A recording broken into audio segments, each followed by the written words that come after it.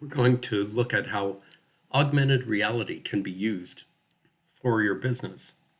If you wanted to show a product from all sides instead of just a few still photos like this, we can create that product in our computer or use actual photos of the product. This coffee mug doesn't actually exist. We created it in our computer.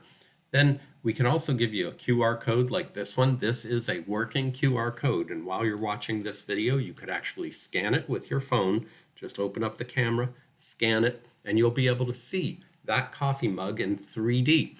You'll be able to place the coffee mug on a table, make it bigger or smaller, and then look at it from all sides. So this is a great tool to use for launching a new product and getting people to see it.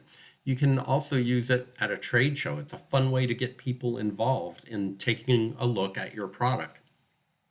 There's a lot of different benefits for augmented reality in business, and we can also create a 3D model like this one. So here's a 3D model of this product, which doesn't actually exist. We just created it. You can look at it from different sides. I can click over here and view it full screen. So imagine if this was your product and now your customers can see it from all around, from every side, from top and bottom. They can take a look inside that product and really get a feel for how that product could help them. So it's an excellent tool to use. Contact us today about augmented reality for your business.